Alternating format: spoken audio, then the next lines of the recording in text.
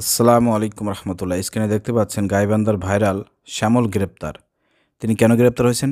বাংলাদেশ জামাত ইসলামের একজন কর্মীকে হত্যার দায়ে তার বিরুদ্ধে অভিযোগ আনা হয়েছে, মামলা করা হয়েছে।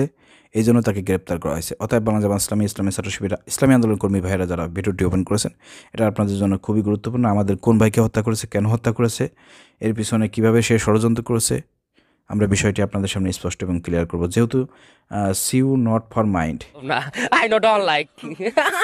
মানে Have a relax. See you not for mind. এই আপনার বক্তব্য দিয়ে এই ধরনের কথা বলে তিনি প্রথমে ভাইরাল হয়েছিলেন।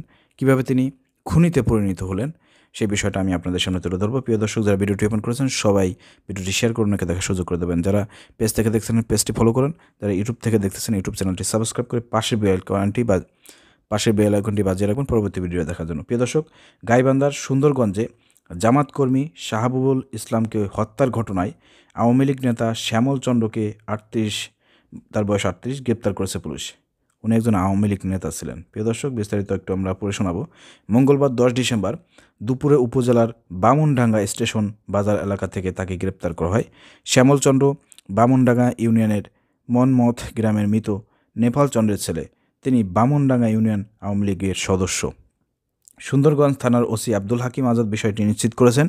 তিনি বলেন, মঙ্গলবার দুপুর 1:15টার দিকে গোপন সংবাদের ভিত্তিতে সুন্দরগঞ্জ থানা পুলিশ অভিযান চালিয়ে উপজেলার বামুনডাঙ্গা স্টেশন বাজার এলাকা থেকে শ্যামল চন্দ্রকে গ্রেপ্তার করে। শ্যামল চন্দ্র জামাতকর্মী শাহাবুবুল হত্যা মামলার এজাহারনামায় 34 নম্বর আসামি। প্রসঙ্গত 2014 সালে 5 জানুয়ারি জাতীয় সংসদ নির্বাচনে বামুনডাঙ্গার মনমত সরকারি প্রাথমিক বিদ্যালয়ের ভোটকেন্দ্রে শাহাবুবুল ইসলাম নামের এক জামাত কর্মীকে ধারালো অস্ত্র দিয়ে কুপিয়ে হত্যা করা হয়।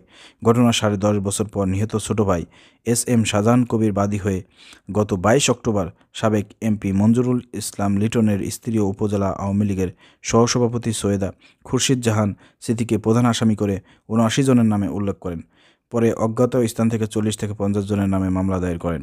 উল্লেখ্য, গ্রেপ্তার শ্যামলচন্দ্র সামাজিক যোগাযোগের মাধ্যমে have a relax, sue not for mind উক্তির জন্য ভাইরাল হন।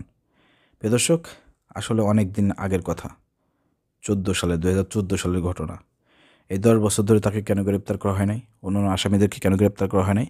কারণ তারা হচ্ছে আওয়ামী লীগের সদস্য ছিল, আওয়ামী লীগের লোক ছিল। যেহেতু আওয়ামী লীগ দীর্ঘদিন ধরে এদেশে শাসন করেছে অবৈধভাবে, ফ্যাসিবাদী কায়দায়, অর্থাৎ তাদের নামে মামলা করা এবং মামলা করে টিকে থাকাটা খুব কঠিন ছিল এবং তাদেরকে গ্রেপ্তার তো দূরের কথা। তো যেহেতু 5ই আগস্টের পরে সরকার পতন ঘটেছে, পরবর্তীকালে কিন্তু নিহতের পরিবার, ভাই ব্রাদার, তারা কিন্তু মূলত যারা আসামি ছিল, যারা হত্যাকাণ্ডের সঙ্গে জড়িত ছিল, তাদের নামে কিন্তু মামলা করেছে। সেই মামলা 34 নম্বর আসামি হিসেবে কিন্তু এই শ্যামল দত্ত ইতিমধ্যে গ্রেপ্তার হয়েছে। বিদর্শক, এরকম বাংলাদেশের বিভিন্ন প্রান্তে আমাদের জামাত শিবিরের ভাইদেরকে নির্মমভাবে নির্যাতন করে, গুলি করে হত্যা করা হয়েছে, পিটিয়ে হত্যা করা হয়েছে, গুম করা হয়েছে।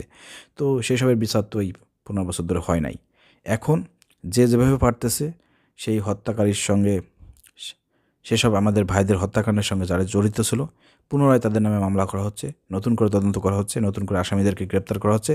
আমরা চাই যে প্রকৃতপক্ষে যারা হত্যাকাণ্ডের সঙ্গে জড়িত ছিল তাদেরকে তদন্তের মাধ্যমে আইনের আওতায় এনে উপযুক্ত শাস্তি প্রদান করতে হবে, ন্যায় বিচার কায়েম করতে হবে। এটা আমরা দাবি জানাচ্ছি। ভিডিওটি শেয়ার করে সবাইকে দেখার সুযোগ করে দেবেন। আসসালামু আলাইকুম রহমতুল্লাহ।